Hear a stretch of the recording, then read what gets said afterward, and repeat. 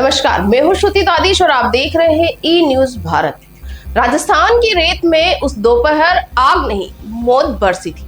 Jaisalmer Jodhpur highway पर चलती एक ऐसी स्लीपर बस कुछ ही मिनटों में चलते चलते राख बन गई। दोपहर 3:30 पर जैसे ही बस थैयाद गांव के पास पहुंची, पिछले हिस्से से धुआं उठने लगा और कुछ ही पलों में बस आग के समंदर में तब्दील हो गई। लोग चीखते रहे, दरवाजा खटखटाते रहे, लेकिन आग इतनी तेज थी कि बस में सवार कई यात्री अंदर ही फंस गए। देखते ही देखते 20 लोग जिंदा जल गए। 57 यात्रियों से भरी इस बस में अफरा तफरी का माहौल था।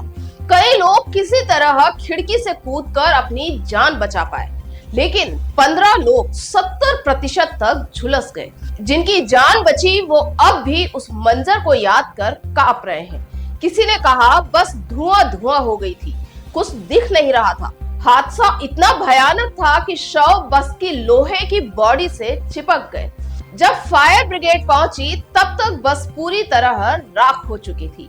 मरने वालों में स्थानीय पत्रकार राजेंद्र सिंह चौहान, 79 साल के बुजुर्ग हुसैन खां और एक ही परिवार के 5 लोग शामिल थे। एक कपल जो प्री वेडिंग शूट कराकर लौट रहा था, वो भी इसी आग में समा गया। ये वो लपटें थी जिन्होंने सपनों को राख में बदल दिया।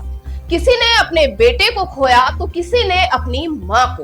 पहचान तक नामुमकिन हो गई, इसलिए अब डीएनए टेस्ट के जरिए शवों की पहचान की जा रही है। जोधपुर और जैसलमेर के अस्पतालों में अपनों की तलाश में पहुंचे लोग अब सिर्फ राख, अंगूठियां और कपड़ों के टुकड़े पहचान रहे हैं। कोई कह रहा है ये मेरी बहन की चुन्नी है, तो कोई कहता है ये मेरे बेटे की घड़ी।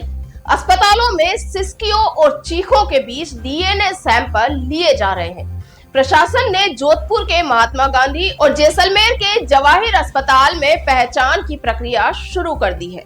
अब सवाल ये है कि आग लगी कैसे? पहले कहा गया कि बस में शॉर्ट सर्किट हुआ, फिर दावा किया गया कि ऐसी कंप्रेसर पाइप फटा और गैस डीजल के संपर्क में आने से धमाका हुआ।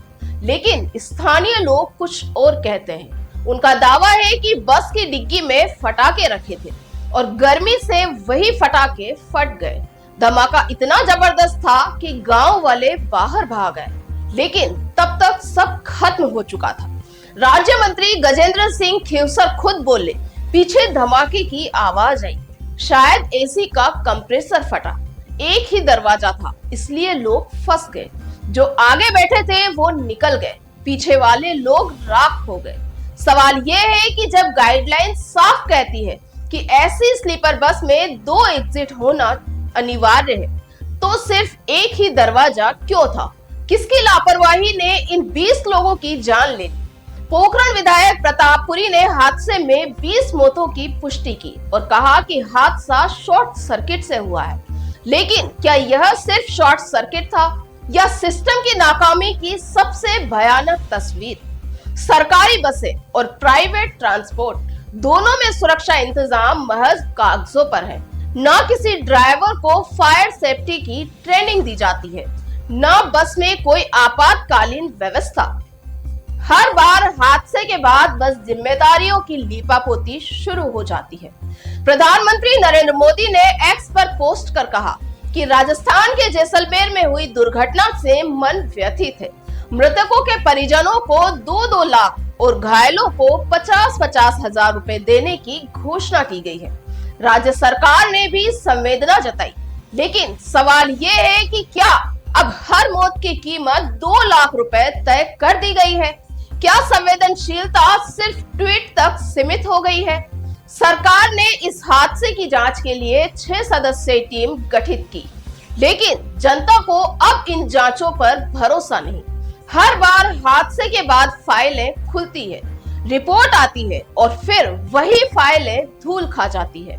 न किसी को सजा मिलती है, न कोई सबक सिखा जाता है। सवाल ये है कि क्या ये हादसे नियति है या हमारे सिस्टम की अपराधपूर्ण लापरवाही? आज जैसलमेर की रेत पर राख उड़ रही है। जहां कभी बस के इंजन की आवाज गूंजती थी, वहां अब सिर्फ सन्नाटा है। किसी माँ की आंखों में आंसू है, किसी पिता के हाथ में अपने बेटे की राख। हर हादसे के बाद नेताओं के बयान आते हैं, मुआवजा घोषित होता है और जनता फिर अगली मौत का इंतजार करती है। यही हमारी व्यवस्था है जो जलते हुए शरीरों से नहीं, केवल मीडिया हेडलाइन से सबक लेती है। सच ये है कि यह आग सिर्फ बस में नहीं लगी, ये आग सरकार की संवेदनहीनता, प्रशासन की नींद और सिस्टम की सड़ान को जलाकर सामने ले आई है। अब वक्त है कि जांच की जगह जवाबदेही तय की जाए, क्योंकि जब तक इन मौतों की जिम्मेदारी तय नहीं होगी तब तक ये सड़कें चलती रहेगी और जनता जलती रहेगी। राजस्थान की रेत में एक बस जली है, लेकिन उसमें सिर्फ लोग नहीं, सरकार की ईमानदारी, प्रशासन की जिम्मेदारी और इंसानियत की आखिरी उम्मीद भी जल गई है। अब वक्त है कि सरकार केवल राख न गिने, जिम्मेदार गिने।